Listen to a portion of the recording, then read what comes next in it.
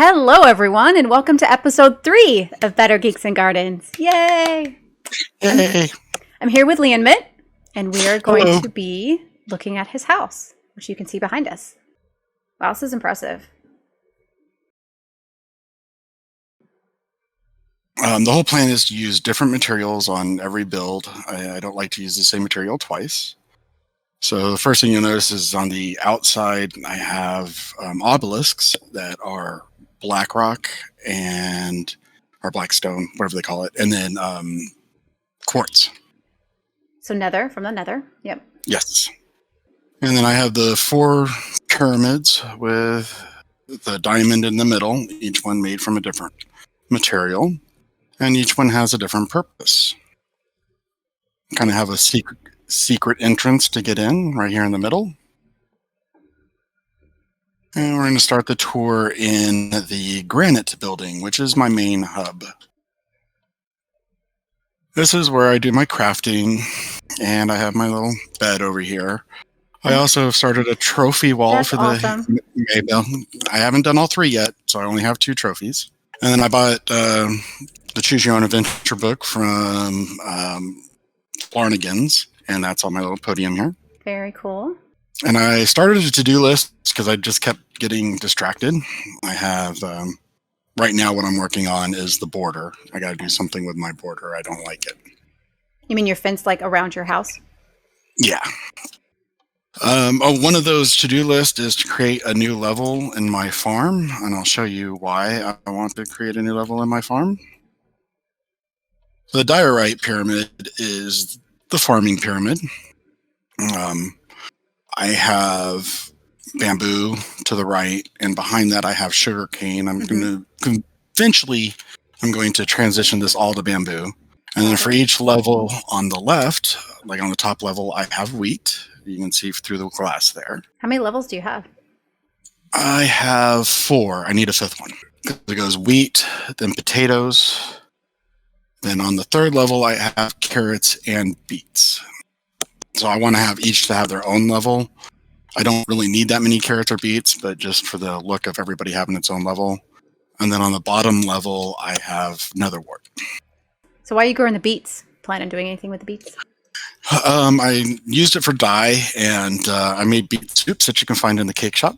Oh, you can use beets for red dye? Yes. I didn't know that. There's a use for beets after all.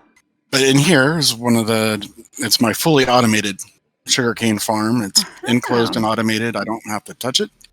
And then on the 2nd floor, on that side, I have my cocoa farm and my pumpkins and melons. There you go. Ooh.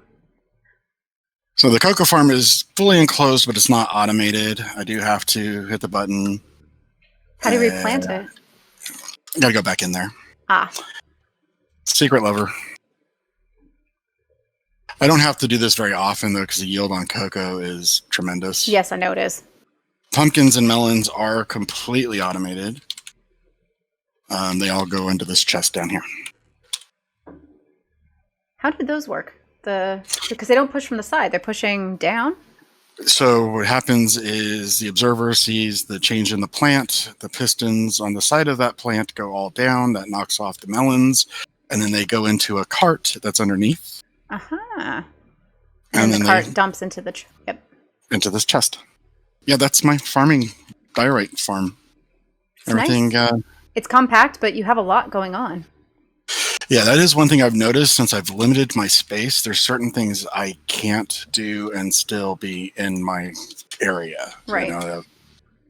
I see some of the other builds are these huge machines that just won't fit in the areas that I want them to fit in. Right. So I have to... It's kind of nice, though, because it's like a puzzle that I have to try to figure out.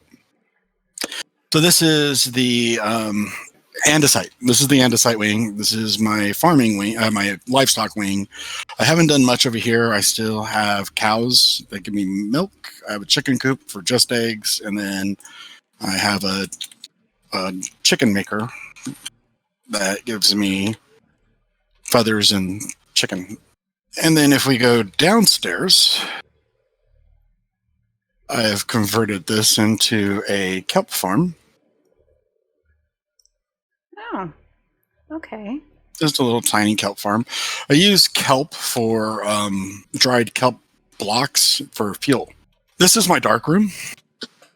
I don't know why I have a dark room. Don't really need it.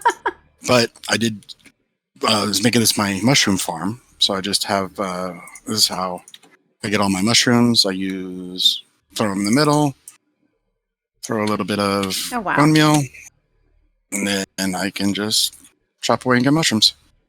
What are you using all the mushrooms for? A couple things. I'm using for fermented spider eyes. I forgot you had to use those for that. Mushroom stew. Maybe one day I'll make rabbit stew, but right now it's just mushroom stew. We're going to go to the nether brick wing. To your portal. My nether brick wing. Yep, that's where I keep my portal. I stole the idea of the lava sky lamp. Very nice. I like the dripping lava. It adds a nice eerie glow to this wing. Good. So I'm going to start with my fishing pond over here. Originally, it was my kelp farm, and then I changed it back to using just new materials every time. It's the 3 types of sand of both colors: red sand, regular sand, with sandstone, chiseled sandstone, and regular sand. Nice. That looks really good.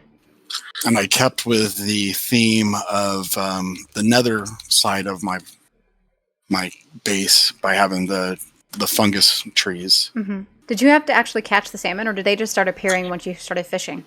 I had to catch them. Got it. I was out hunting clay one day and I saw them and I picked up a few, and they've bred since. I only brought 3 back, so they have been breeding since. Wow. And if we turn to the other side, this is what I needed all the mushrooms for. This is my mushroom apothecary, built out of mushroom bricks, not concrete or anything. It's mushroom stems for the walls and mushroom blocks for the top. So did you have to do silk touch to get that stuff? Yes. Oh, hello, zombie. Oh, wait. Yeah, so silk touched on a ton of mushrooms to get. The stems were the hardest part. Oh, I'm sure.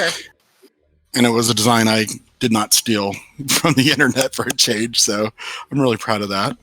Oh. And these are all my potion stands. Now, terracotta. That looks really nice. This is from the Terracotta in town. Wonderful shop, if anybody hasn't seen it. Broken up by basalt stone on the ground. So what are you doing with all of the chests and hoppers for your potions? So it's, I wanted to have an automated system, but back into my size area, I couldn't fit an automated bottle loader. So every time you load the bottles, they automatically go out into a hopper unless you have some kind of redstone contraption going. So I've made individual stands. When I was researching that, I did find this design for kind of a compact one. So if you just go in and you pick up the potions, and then it'll reload empty bottles, and you hit the button, and it'll start brewing that potion. Really? The chests are to fill. So so it steps out? Does it step through all the steps? So it does the awkward potion, and then it does the other potion, and then it does the 3rd level, or is it only doing? Do you have to have the awkward? You can do up to 4. I don't know why you would need 4 ingredients. Each is set up that you can do 4. I haven't used 4 yet. Wow. But yeah, the bottom one, that's the weakness. But for if you look at the fire potion, the bottom one, we have our nether wart. And then in the second one, it has the magma cream. And then the droppers on the side. Oh, got it. And then the top one is my redstone. So it's I figured with as many as I have, I can make whatever I want. It doesn't take too long. It'll run through each set of potions 2 minutes. And as long as I have a backup, I don't need an automatic bottle loader. Wow. I think I'm going to do poison in this one over here. I don't know. I haven't decided, though. I like it, though. It's still super compact, but it's very organized. It's neat. You know exactly what you're looking at. It looks really cool. I use acacia wood for the border with some jungle leaves for shrubbery and the vines, of course. Very nice. Got that stuff from my tree farm over here. And it's I had to clear this entire area out. I'll show you when we go to the map room. I forgot to show you that. But yeah, it was all hilly and watery. I leveled it all out, and then it goes acacia wood, tall spruce, oak, jungle, birch, dark oak, and then acacia wood again, and reverse is on the other side. This building right here is my chorus fruit farm. Normally what I would do is I'd scaffold up to the top there and harvest the flowers from the chorus trees. So you can plant them. So I can replant them. Now, for time savings, I'm just going to go ahead and show you how I harvest all of them. There's a button in here that I press, and it harvests everything. Wow. And then I just replant the chorus flowers, and it starts again. The last corner here is going to be my bakery. I haven't done a lot with wood, so I think I'm going to make my bakery out of wood. But I haven't decided what I'm going to do, but this is where it's going to be. This is my map room. Now, if you look up here, in the center is the old map. And I left this here just so you can see where my tree farm is, what it looked like before. Mm-hmm. And then if you come up in this upper right corner, you can see how it's leveled out now. Oh, wow. And last but not least is going to be the Elytra launching building. The super tall tower? Yes. It's made completely out of brick. I wasn't sure how tall to go, so I did a stack of brick high. Oh, wow. Like brick. Yeah. God, how tall is this thing? 64 blocks high. I had to put I put walls in the side, which makes it look better from the outside, but the main purpose of that, so it wasn't so dark inside. Yeah. Brightens it up. I rate Leonmit's geometrically powerful design a 9 out of 10 for his awe-inspiring views, as well as his structured use of the interior space. These monuments inspired by the days of old really are a sight to be seen. His attention to detail in the stonework really does fill me with inspiration. His creative design really makes me want to go build something awesome. Until next time, I'm Indimystic. For better geeks and gardens, see you all real soon.